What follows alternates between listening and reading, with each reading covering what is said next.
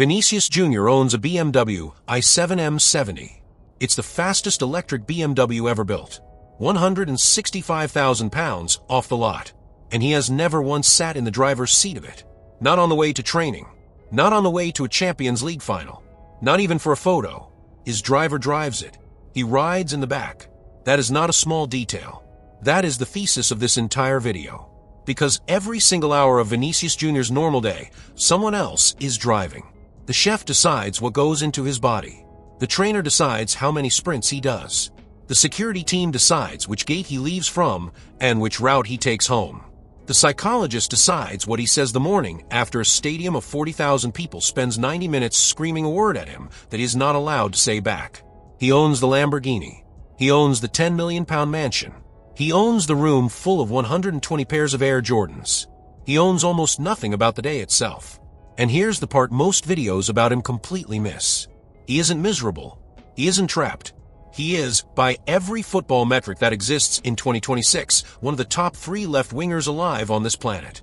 He earns 350,000 pounds a week. He has more Champions League medals at 25 than most players collect across a 15-year career. But if you zoom into a normal Tuesday for Vinicius Junior, from the moment his eyes open at 7:30 in the morning to the moment he plugs his phone in at 10 minutes past midnight, you find something that looks less like a lifestyle and more like a machine. A very expensive, very fragile, very deliberate machine. Built by roughly 15 people. All coordinating around one single deliverable. Deliver one 25-year-old Brazilian body intact to the Santiago Bernabéu every 3 days. Nothing about it is spontaneous. Nothing about it is his choice in the way you and I make choices.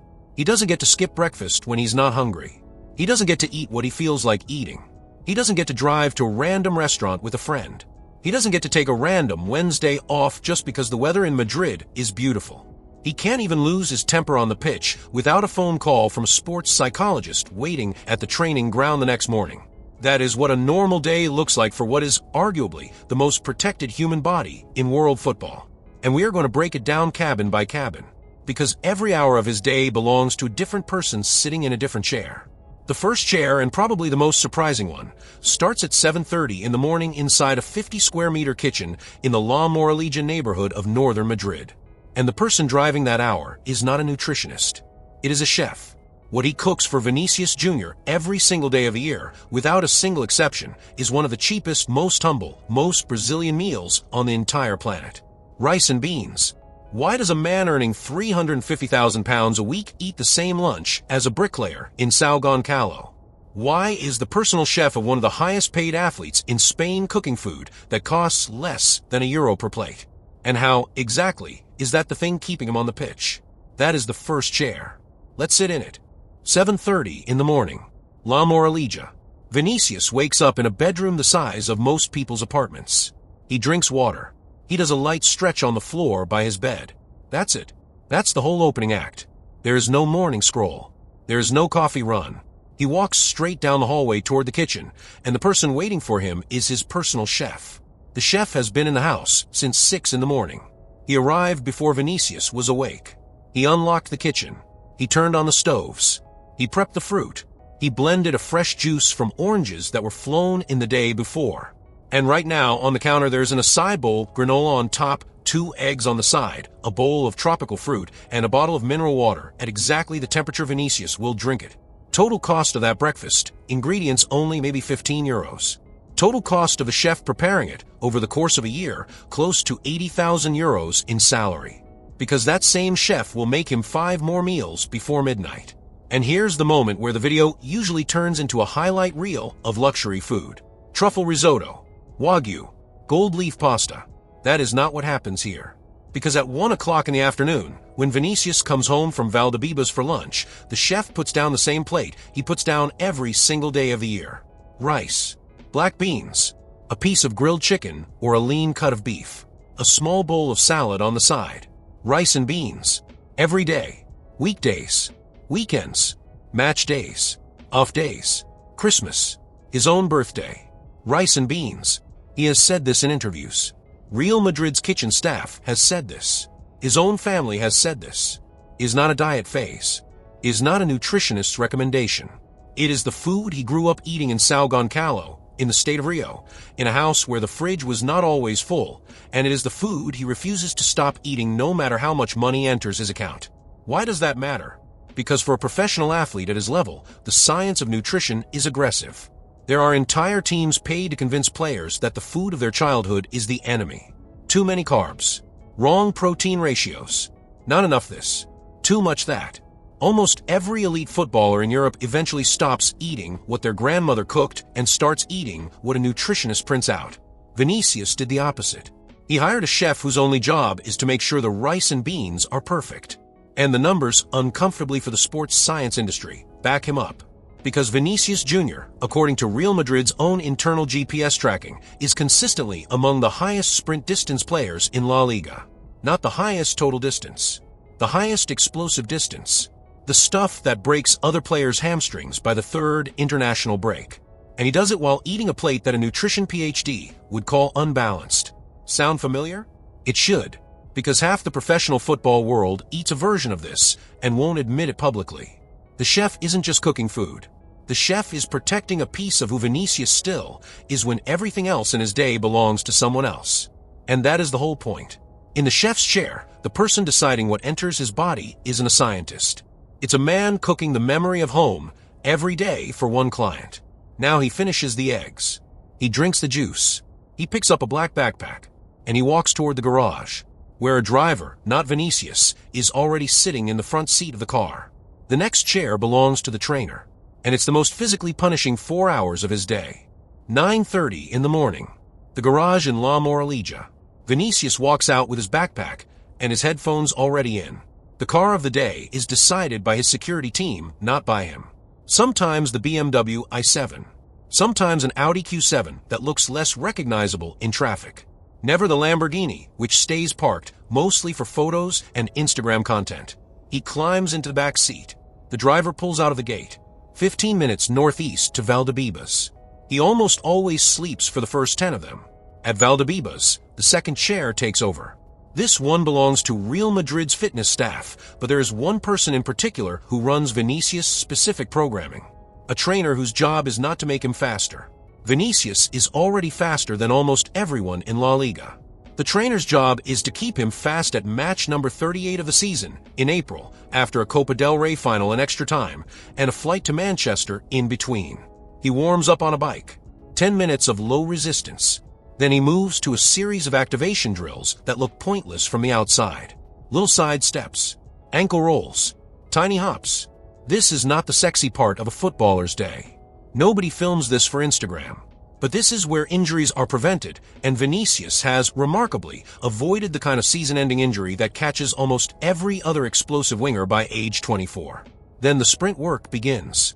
And this is where the numbers get uncomfortable.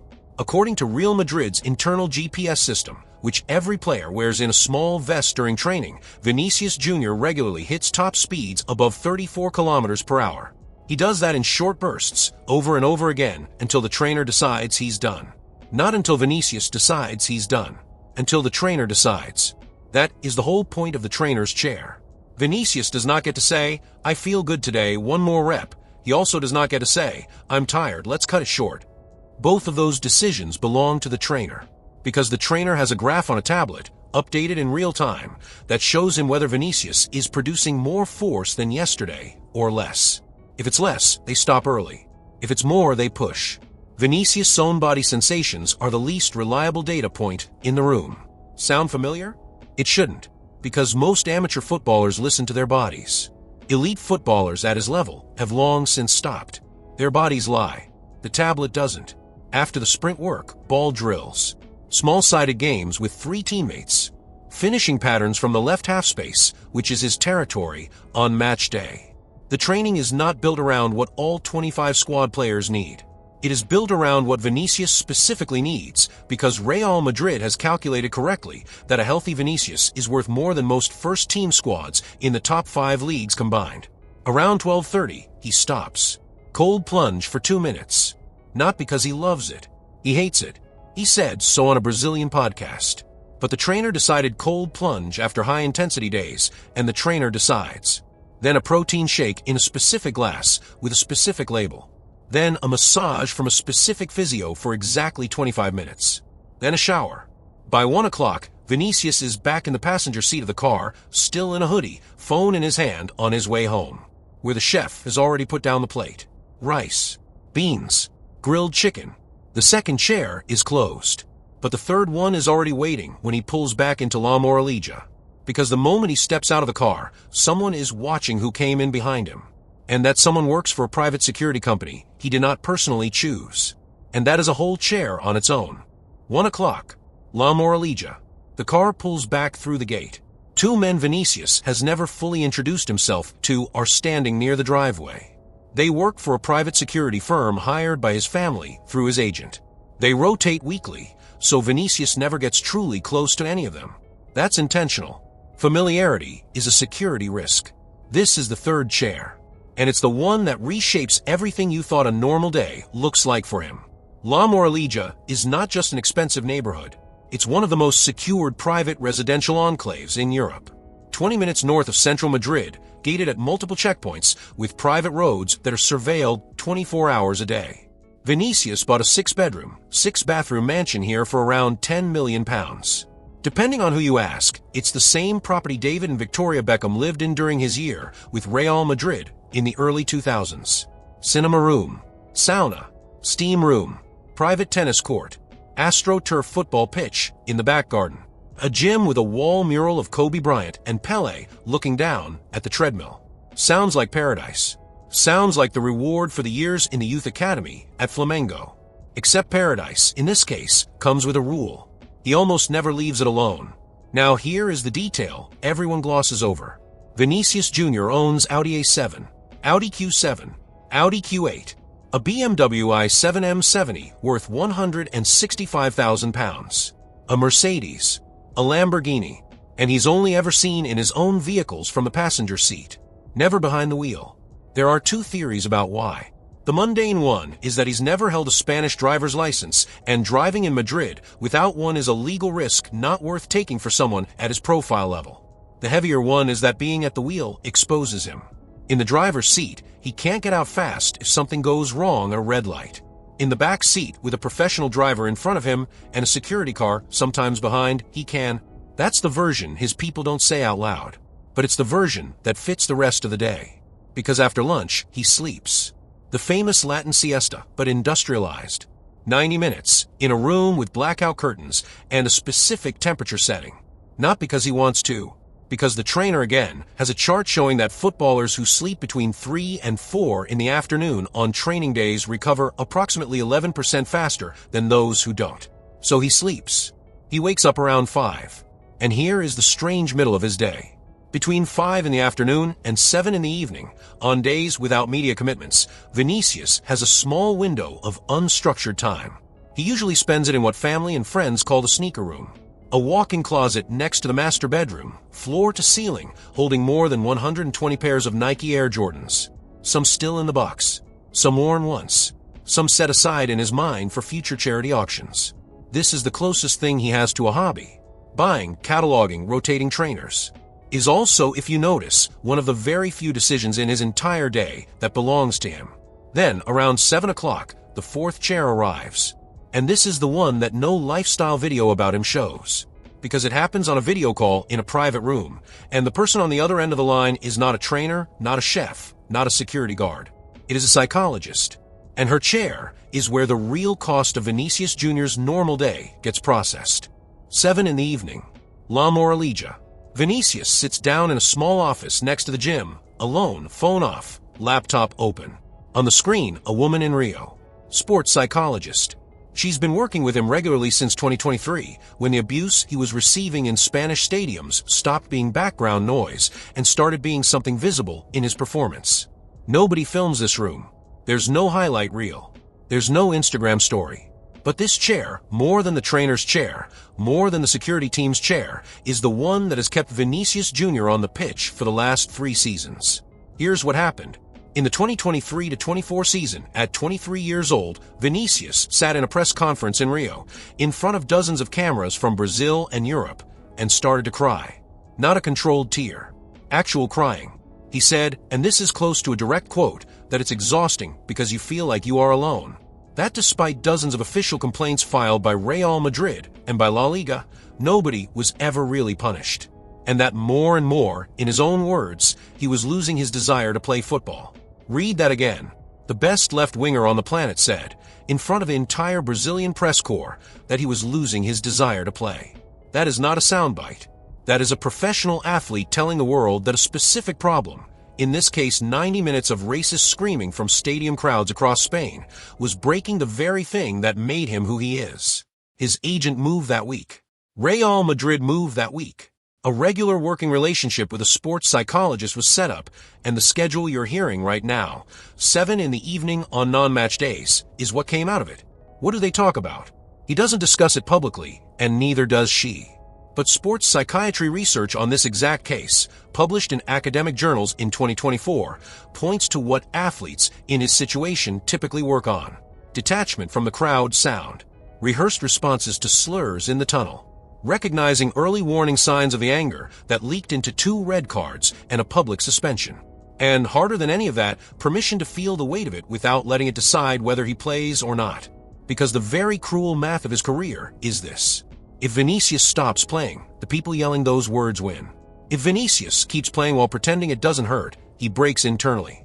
The psychologist's job is to find the narrow third door where he keeps playing and processes the damage in real time, so it doesn't stack. She usually gets him for an hour. Then he closes the laptop. He goes downstairs. The chef is putting down dinner. Rice. Beans. Fish tonight instead of chicken. He eats slowly. He watches something on his phone, usually Brazilian football, sometimes basketball, almost never highlights of himself. Around 10:30, he goes back up to the master bedroom. He does his own skincare routine, which he has talked about in interviews, and which is, again, one of the few sequences in his day that belongs to him. Around 11, he texts family in São Gonçalo. Around 11:45, he plugs his phone in on a specific charging pad and turns off the bedside light. And then the biggest chair of all closes for the night. Because sleep for a player earning £350,000 a week is not optional. Sleep is contractually implicit. Sleep is the last thing on the schedule and also the most important. Real Madrid's medical staff has almost certainly told him, in exact percentages, how much less he recovers if he sleeps 6 hours instead of 9. So he sleeps. And tomorrow, at 7:30 in the morning, the chef will be waiting again. Back to the BMW. The £165,000 i7 M70, parked in the La Moraleja garage, will sit unused for most of tomorrow. When it does move, someone else's hands will be on the steering wheel, and Vinicius Junior will be in the back seat, headphones in, phone unlocked, doing exactly what he did today. That empty driver's seat is the whole point of this video. Because everything you just heard, the chef, the trainer, the security team, the psychologist, the sneaker closet, the 90-minute nap, the fresh acai at 8:30 in the morning, the rice and beans, the video call to Rio, the plugged-in phone at 11:45 is one machine. One machine with 15 people around it. And the machine has exactly one job. Deliver one Brazilian 25-year-old body, uninjured, unbroken, mentally intact, to the Santiago Bernabéu every 3 days, so it can do the one thing nobody else in La Liga can do quite as well. Sprint at 34 kilometers an hour into a defensive line at minute 89. That is the return on investment of this entire operation. That's what all those chairs are protecting. But here's the question this video ends on. And it's not a rhetorical one. Is that a life? Because Vinicius Junior is 25 years old. That is roughly the age most young professionals are still deciding what they want to do with their 30s. He is also, by any reasonable measure, at the peak of the most protected and controlled version of adulthood the modern world can produce. He does not choose his breakfast. He does not choose his routes. He does not choose his reps. He does not choose the moment his own emotions get processed. He rarely chooses even the car he rides in. And yet, when you watch him play, on a Saturday night at the Bernabéu, 90,000 people screaming, he plays like a kid on the beach in São Gonçalo. Like the machine around him doesn't exist. Like the psychologists call the cold plunge, the chef, the security car in the driveway, the empty driver's seat, all of it was invisible. Maybe that's the answer. Maybe the machine is what makes the kid still possible. Maybe the reason he can still play like he's 15 is because everything else in his day is handled by someone who is not him. Or maybe 10 years from now when the machine finally powers down and Vinicius walks out of it as a 35-year-old retired footballer, we're going to find out that a decade of being driven by other people leaves marks you can't measure on a GPS chart. Nobody knows which one is true yet. Not Real Madrid. Not his family. Not the psychologist. Not you. Not me. Only Vinicius himself, and he isn't saying. What do you think? Is that lifestyle a cage, a launch pad, or the only version of superstardom that actually keeps its stars alive? Drop your answer in the comments, because we read every one of them, and the best takes make it into the next video. And speaking of the next video, we're already working on the same style breakdown for another top 5 player in the world right now, and the machine around him is even weirder than this one. So hit that subscribe button and ring the bell so you don't miss it. If this made you rethink what day in the life of a superstar actually looks like, smash that like button. It genuinely helps us get in front of more football fans who are tired of surface-level content and want to see how the sport really works. And that empty driver's seat? Somewhere in La Moraleja right now, it's waiting for tomorrow morning, when the driver, not Vinicius, will get in first.